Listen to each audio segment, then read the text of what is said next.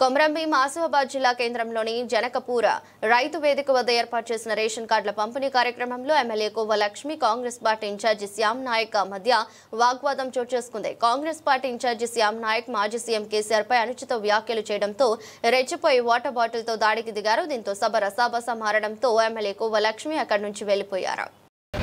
ప్రతిష్టాత్మకంగా చేపట్టిన రేషన్ కార్డుల పంపిణీకి ప్రోటోకాల్ ప్రకారంగా వ్యవహరించాల్సిన ఎమ్మెల్యే గారు అవగాహన రాహిత్యంతో ఏమాత్రము అవగాహన లేకుండా ఈ ప్రోగ్రాంలో గవర్నమెంట్కు వ్యతిరేకంగా మాట్లాడే ప్రోగ్రాం కాదు ఇది.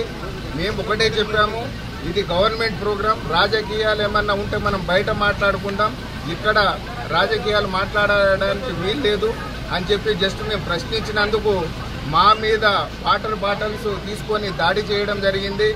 ఈ ఎమ్మెల్యే గారి పరిస్థితి ఇక్కడ మీ అందరికీ తెలుసు.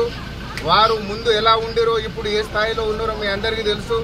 ఎట్లా వివరించాలని కూడా మినిమం ఇంకిత జ్ఞానం లేని వాళ్ళు ప్రజాప్రతినిధులుగా ఉండడం అనేది ఈ ఆసిఫాబాద్ నియోజకవర్గ దురదృష్టమని నేను భావిస్తున్నా. వారు గత 15 ఏళ్లుగా అంటే ఒకసారి ఎమ్మెల్యే, జడిపి చైర్మన్, ప్రస్తుతం ఎమ్మెల్యే, అంతకుముందు సర్పంచ్ ఉండే. ఆసిఫాబాద్ పరిస్థితి ఎట్లా ఉందో మీ అందరికీ తెలిసిందే. ఇక్కడ తాగునీటి వసతులు ఉండవు, ఎవరికి ఇండ్లు లేవు.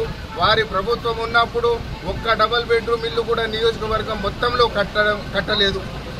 మిషన్ భగీరథ అని చెప్పారు, ఒక్క ఇంటికి నీళ్లు రావడం లేదు, ఒక్క రేషన్ కార్డు ఇయ్యలేదు, ఒక్క కొత్త పెన్షన్ ఇయ్యలేదు. కాంగ్రెస్ ప్రభుత్వం ఏదైతే ముందు ప్రవేశపెట్టిందో ఆ పెన్షన్ను ఇద్దరికి వస్తుండే, దాంట్లో కట్ చేసి కుటుంబంలో ఒక్కరికే పెన్షన్ ఇవ్వడం జరిగింది. వారి భాగవతాలు బయట తెలియదని అనుకుంటారు, అది వారి అవివేకం. కానీ గౌరవంగా డిప్లొమాటిక్గా వ్యవహరించవలసిన ఎమ్మెల్యే చిల్లరగా ఒక బాటలు పట్టుకొని అక్కడ ప్రశ్నించిన వ్యక్తిని మీద దాడి చేయడం అనేది హేయమైన చర్య. దాన్ని కాంగ్రెస్ పార్టీ తరఫున కాంగ్రెస్ ఇన్ఛార్జిగా నేను దాన్ని ఖండిస్తున్నా. వారి మీద చర్యలు తీసుకోవాలి. వారి అధిష్టానం కూడా గుర్తించాలి. ఇలాంటి పనికి మాలిన ఎమ్మెల్యేని పెట్టుకుంటే మీ ప్రభుత్వము, మీ పార్టీకి చెడ్డ పేరు వస్తుంది. కనుక ఇమీడియట్ గా వారి చేత రాజీనామా చేయించాలని చెప్పి పార్టీకి విజ్ఞప్తి చేస్తా ఉన్నాం. డిస్టిక్ లో దాదాపు వారం రోజుల నుంచి అన్ని మండలాల్లో కూడా అధికారులు, జేసీ గారు, కలెక్టర్ గారు అందరూ కూడా మరి ప్రభుత్వం చేపట్టినటువంటి రేషన్ కార్డ్స్ మరి ఇవ్వడం జరుగుతుంది.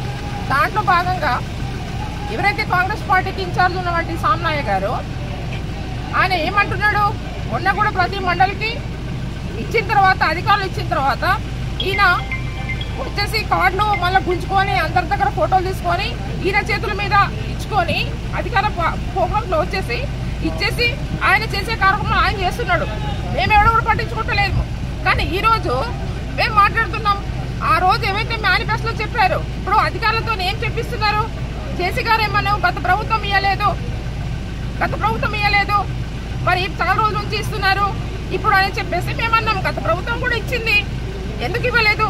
వాళ్ళ మేనిఫెస్టో పెట్టారు కాబట్టి, కాంగ్రెస్ మేనిఫెస్టోలో రేషన్ కార్డు కావచ్చు, పెన్షన్స్ కావచ్చు, అవి ఇస్తామన్నారు కాబట్టి మరి ఇస్తున్నారు. దాంట్లో తప్పేముంది? వాళ్ళు చెప్పినాయి కదా మాటలు, అవి హామీలు ఇచ్చినాయి కదా. మరి దాదాపు ఒక 100 హామీలు ఉన్నాయి. 100 హామీలలో మరి ఒక్క రేషన్ కార్డు ఇవ్వగానే కాదు కదా. మేము ఎవరేమంటలేము. ఇక్కడ వచ్చి రౌడీ రిజన్ గా చేస్తున్నాడు వాడు. వాళ్ళు పెళ్ళాము 10 సంవత్సరాలు 2 సార్లు ఎమ్మెల్యేగా ఉన్నది బీఆర్ఎస్ పార్టీలో. ఇవాళ కేసీఆర్ గారిని ఇష్టం వచ్చినట్టు తిడుతుంది. వీడు వచ్చేసి ఎక్కడంటే అక్కడ చెల్లమ్మని మా మీద పెత్తనం చేస్తున్నాడు. నువ్వెవరు అంటున్నాడు నన్ను. ఒక ఎమ్మెల్యేని పట్టుకొని నువ్వెవడు ఇక్కడ ఇవ్వడానికంటే మరి ఏంటిది అన్నాడు చెప్పండి. అంటే ఈయన ఎక్కడి నుంచో వచ్చేసి దేశాలు తిరిగి మా ఆసిఫాబాద్కి వచ్చేసి ఈయన లోకల్ కూడా కాదు, నాన్ లోకల్. ఈయన వ్యక్తి ఇన్ని రోజులంతా ఎంవీఐగా ఉండి ప్రతి ఒక్క మన వెహికల్ దగ్గర, మోటార్ సైకిల్ దగ్గర వాళ్ళని పీడించుకొని వాళ్ళ రక్తం తాగినోడు వీడు ఎమ్మెల్యే అవుతాడా?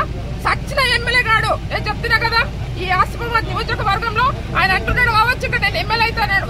ఎవడు కూడా ఓటేసే పరిస్థితి లేడు.